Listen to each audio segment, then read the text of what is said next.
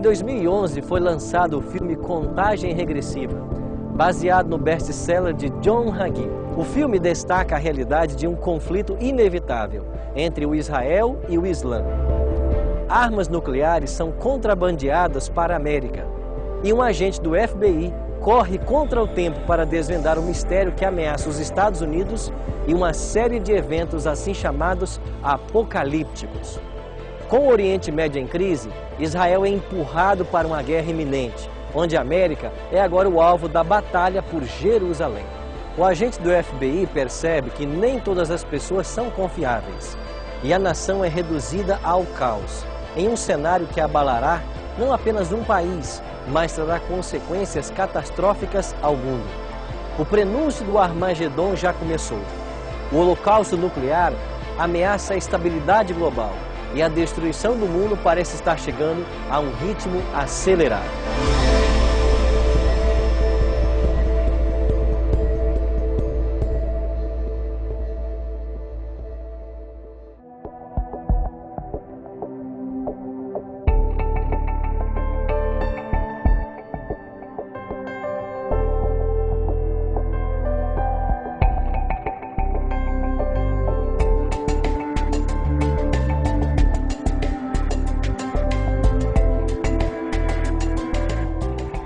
O que vem à sua mente quando você ouve a palavra apocalipse? Tragédias, misérias, fim do mundo, uma terceira guerra mundial?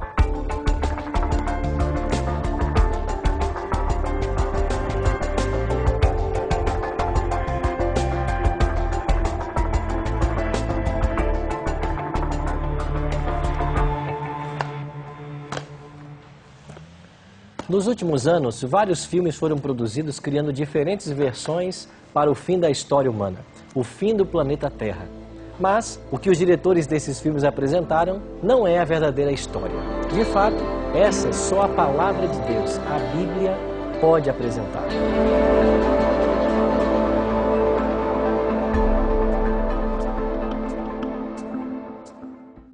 Por isso desejo convidar você para juntos mergulharmos no estudo do livro do Apocalipse e nele descobrirmos como Deus de fato revela os últimos acontecimentos da história humana. Nesse estudo, iremos percorrer todos os 22 capítulos do livro e nos surpreenderemos com as revelações feitas através desse código profético, respeitando sempre, é claro, o princípio de interpretação da Bíblia, o qual nos ensina que a Bíblia deve ser a sua própria intérprete.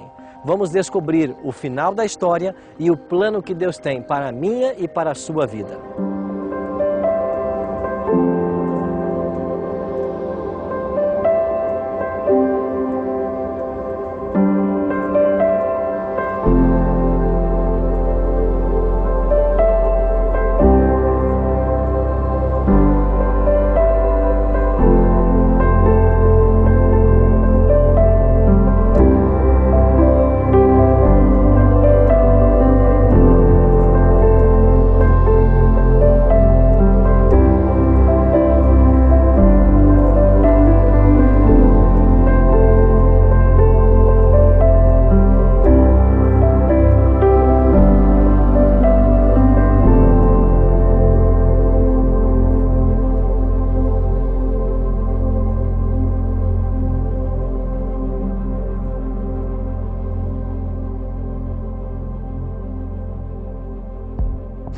Há quase 2000 anos atrás, Deus se revelou ao seu servo João na ilha de Patmos, lá no mar Egeu.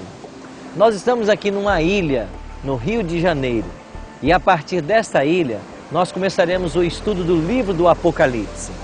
João recebeu a ordem de escrever tudo o que ele havia visto, e essas revelações servem para o povo de Deus ao longo de toda a história da era cristã.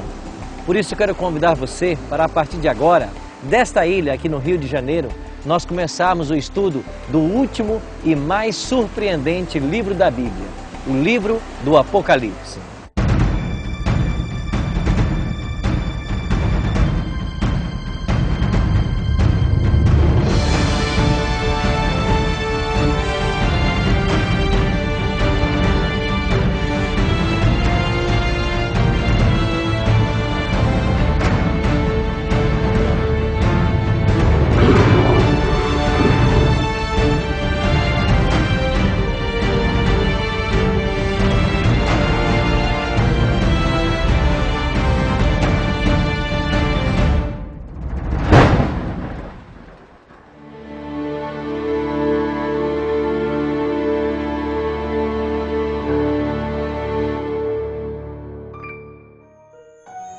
Olá, amigos! Sejam bem-vindos mais uma vez ao estudo do livro do Apocalipse.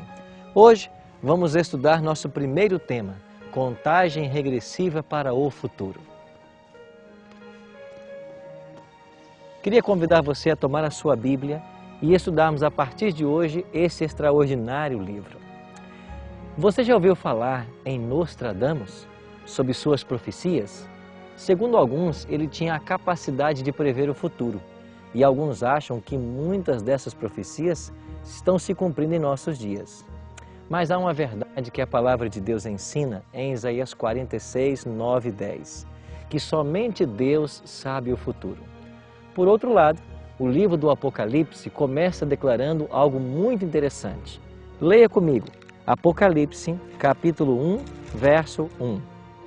Revelação de Jesus Cristo que Deus lhe deu para mostrar aos seus servos as coisas que em breve devem acontecer e que ele, enviando por intermédio do seu anjo, notificou ao seu servo João. João recebeu uma ordem divina. E sabe qual foi essa ordem? Aqui está ela, no versículo 11, dizendo: o que vês, escreve em livro e manda às 7 igrejas: Éfeso, Esmirna, Pérgamo, Tiatira, Sardes, Filadélfia e Laodiceia. Quem era João? Junto com Pedro e Tiago, João era um dos mais íntimos discípulos de Jesus. Por isso ficou conhecido como discípulo amado. Ele esteve com Jesus no Monte da Transfiguração, na noite anterior à crucifixão, lá no Jardim do Getsêmani, e foi a ele que Jesus confiou sua mãe na hora da morte. Foi ele também quem correu até o sepulcro na manhã de domingo, quando soube da ressurreição de Cristo. A Bíblia deixa bem claro que ele possuía um temperamento forte. Em Marcos 3,17, ele chega a ser chamado Filho do Trovão. E em Lucas 9,54, queria fazer fogo dos céus e queimar os samaritanos. Mas esse temperamento forte começou a ser transformado pela convivência com Cristo. Ele aprendeu de Jesus lições de mansidão, humildade e o amor, que são tão essenciais ao cristianismo e também ao crescimento na graça, condição essa para o serviço cristão. João entesourou cada lição e constantemente procurava levar sua vida em harmonia com o divino padrão. João tornou-se manso e meigo, obtendo assim um conhecimento experimental do Salvador. Jesus amava a todos os 12, mas o espírito de João era mais receptivo. Ele era o mais jovem dos 12 e, com confiança igual à de uma criança, abria o coração a Jesus. Jesus foi crucificado no ano 31 da era cristã. Os discípulos sofreram uma forte decepção, mas, após a sua ressurreição, um novo ânimo se apoderou dos discípulos e, com a vinda do Espírito Santo, no dia de Pentecostes, o Evangelho foi rapidamente disseminado pelos 4 cantos do Império Romano. João trabalhava pelos irmãos com crescente fidelidade. Os tempos eram cheios de perigo para a igreja. Enganos satânicos existiram por toda parte. Por meio de falsificações, os emissários de Satanás buscavam suscitar oposição à doutrina de Cristo. E como consequência disso, dissensões, heresias estavam pondo em perigo a igreja. Alguns que até professavam a Cristo pretendiam que o seu amor os libertara da obediência à lei de Deus. Por outro lado, muitos ensinavam que era necessário observar os costumes e cerimônias judaicos e que a mera observância da lei, mesmo sem fé no sangue de Cristo, era suficiente para a sua salvação. Assim, muitos eram levados a um labirinto de ceticismo e engano, e foi nesse contexto que João foi preso. Como Pedro, Paulo, João foi convocado a Roma para ser julgado por sua fé. Lá, perante as autoridades, as doutrinas do apóstolo foram deturpadas. Falsas testemunhas acusaram a João de ensinar heresias e o imperador Domiciano, cheio de ira, ordenou a morte de João. João então foi lançado dentro de um caldeirão de óleo fervente, mas o Senhor preservou a vida desse fiel servo de Deus, da mesma maneira que preservara a vida dos 3 hebreus, Sadraque, Mesaque e Abednego, da fornalha ardente. João foi então retirado do caldeirão sem sofrer nenhum dano, e diante desse milagre, o imperador Domiciano decretou que João fosse banido para a ilha de Patmos, para que a sua influência não mais fosse sentida, e ele morreria afinal pelas privações e sofrimentos. Segundo a tradição, João foi mandado para a ilha de Patmos por volta do ano 95 ou 96. Patmos era uma pequena ilha da Grécia, a 55 quilômetros da costa da Turquia, lá no Mar Egeu. Hoje, uma população de 3.000 habitantes mora nessa ilha. Por volta do 1º século, quando o Império Romano ainda dominava o mundo, a ilha foi usada como um lugar de banimento e prisão. Mas, para o serviço de Deus, lá João também estava, e o céu o habilitou. Ali, afastado das cansativas cenas da vida e dos ativos labores, ele teve a oportunidade de presenciar a companhia divina, a companhia dos anjos, e destes recebeu preciosas instruções que foram transmitidas para a Igreja de Deus. Entre as rochas e recifes da ilha de Patmos, João manteve comunhão com o seu Criador. As rochas lhe lembravam Cristo, a rocha de sua fortaleza, em cujo abrigo podia refugiar-se sem temor. Isolado nessa ilha, longe dos queridos da igreja, João recebeu uma extraordinária revelação. Em Apocalipse capítulo 1, verso 10, nós lemos: Achei-me em espírito no dia do Senhor, e ouvi por detrás de mim grande voz, como de trombeta. A expressão achei-me em espírito de Apocalipse 1:10 indica o início das suas visões. As revelações do livro estavam começando a serem dadas. Havia-se passado cerca de 65 anos desde que João vira Jesus pela última vez. Ele tinha visto seu mestre no Getsêmani, com a face manchada a gotejar de sangue em agonia. Vira suas mãos marcadas, presas pelos soldados romanos, vestido com manto púrpura e coroado com a coroa de espinhos. Também vira seu Salvador suspenso na cruz, objeto de cruel zombaria e escárnio. Agora é permitido a João contemplar uma vez mais ao seu Senhor. Mas quão mudada está a sua aparência. Não mais um homem de dores, desprezado, humilhado pelos homens. Ele vê agora o Cristo ressurreto, aquele que venceu a morte e pode salvar todos os que se aproximam dele.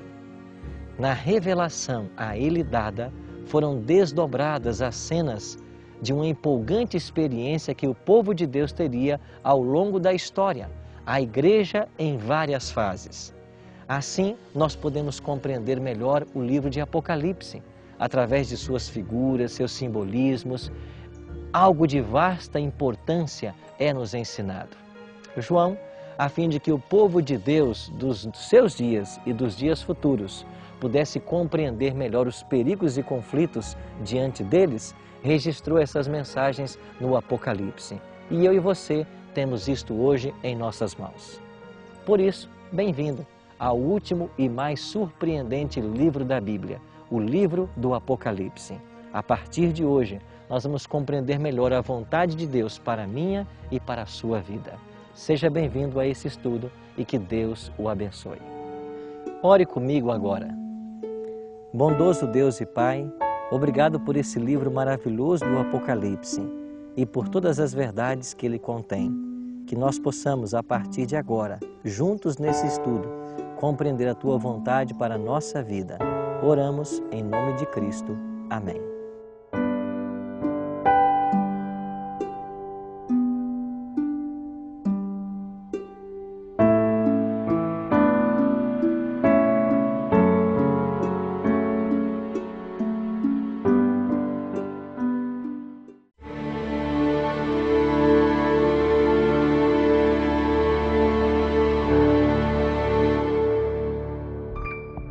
João recebeu ordem de escrever tudo o que ele havia visto e ouvido.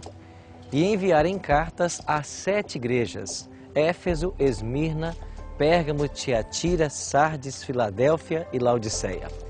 Essas 7 igrejas existiam nos dias de João, na Ásia Menor, mas elas também representam no Apocalipse 7 períodos pelos quais passaria a igreja, o povo de Deus, desde os dias da morte de Cristo, no ano 31, até o dia da sua volta. Por isso, hoje, nós vamos estudar a respeito dessas 7 igrejas, os elogios, as reprovações, os conselhos e a promessa que Jesus faz para cada período da história do seu povo.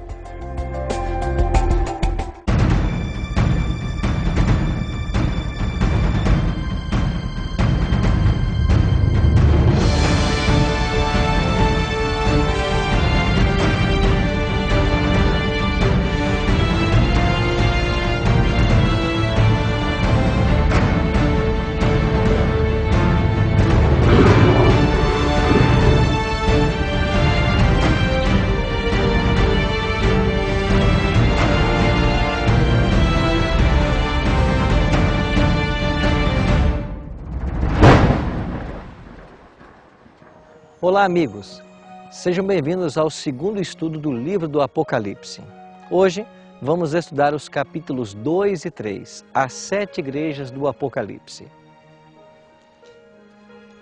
Queria convidar você a tomar a sua Bíblia e fazermos agora uma viagem no tempo.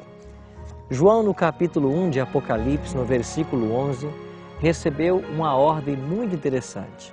Assim diz o texto: o que vês, escreve em livro e manda às 7 igrejas: Éfeso, Esmirna, Pérgamo, Tiatira, Sardes, Filadélfia e Laodiceia.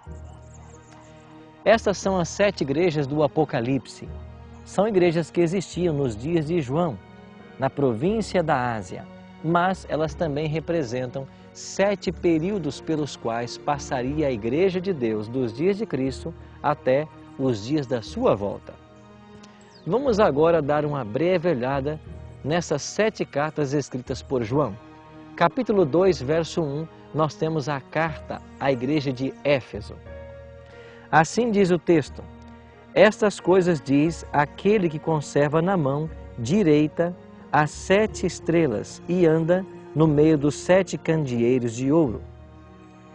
Em cada uma das cartas, Jesus se apresenta de uma forma diferente. Para Éfeso, ele é aquele que caminha no meio dos candeeiros e tem as 7 estrelas em suas mãos. Os candeeiros representam as 7 igrejas, ou seja, Jesus percorre, junto com o seu povo, a trajetória desta vida. E essas 7 estrelas na mão de Cristo representam 7 anjos das 7 igrejas, ou seja, os mensageiros de Deus. O próprio Cristo os tem em suas mãos. Esta igreja de Éfeso representa a igreja cristã que vai do período do ano 31, da morte de Cristo, até o ano 100, aproximadamente a morte do último apóstolo. Em cada igreja, Jesus apresenta-se de uma forma diferente, apresenta também uma repreensão, um elogio, um conselho e faz uma promessa. Aqui na carta a Éfeso, no versículo 3, nós encontramos o elogio. Assim diz o texto: e tens perseverança, e suportastes provas por causa do meu nome, e não te deixastes esmorecer. Ao pensarmos nos cristãos de Éfeso que suportaram as provas, logo nos vem à mente Pedro e Paulo, que foram levados para Roma, sentenciados à morte e finalmente exterminados, mortos por causa do amor a Cristo. A igreja de Éfeso fala para nós de um período de pureza. A igreja apostólica mantinha as verdades ensinadas por Cristo no seu bojo doutrinário, mas as coisas estavam para mudar. Vamos então para a segunda igreja do Apocalipse, capítulo 2, versos 8 em diante. Ao anjo da igreja em Esmirna escreve: estas coisas diz o primeiro e o último, que esteve morto e tornou a viver. A igreja de Esmirna representa o período cristão que vai do ano 100, quando Morre João, aproximadamente a data da morte de João, até o ano 313. Agora, no versículo 10, há uma referência direta ao ano 313. A Bíblia diz assim: não temas as coisas que têm de sofrer, eis que o diabo está para lançar em prisão a alguns de vós, para ser dispostos à prova, e tereis tribulação de 10 dias. Se fiel até a morte, dar-te-ei a coroa da vida. Esses 10 dias proféticos cumprem-se do ano 303 a 313, com as fortes perseguições movidas contra os cristãos por Diocleciano e Galério. Esses imperadores perseguiram severamente aos filhos de Deus, mas um edito assinado pelo imperador Constantino em 313 pôs fim a esse período, e assim damos início ao terceiro período da Igreja. Chegamos agora à Igreja de Pérgamo. O versículo 12 nos diz assim: estas coisas diz aquele que tem a espada afiada de 2 gumes. Ao vencedor, dar-lhe-ei do maná escondido, bem como lhe darei uma pedrinha branca, e sobre essa pedrinha escrita um novo nome, o qual ninguém conhece, exceto aquele que o recebe. A Igreja de Pérgamo representa o período que cobre do ano 313, com o Edito de Tolerância de Milão, até o ano 538. Dentro desse período, nós temos a queda do Império Romano, com a morte de Rômulo Augusto. A despeito das severas provas que os cristãos também enfrentaram nesse período, há uma promessa para os crentes de Pérgamo, e a promessa é que eles receberão uma pedrinha branca. Nos tempos bíblicos era muito comum, quando alguém ia ser julgado, a pedrinha branca significava a absolvição e uma pedrinha negra, preta, a condenação. Desta maneira, nós vemos aqui a clara absolvição para aqueles que creem em Jesus Cristo e são fiéis aos seus ensinos. Vamos agora para a quarta igreja, a igreja de Tiatira. Apocalipse capítulo 2, verso 18.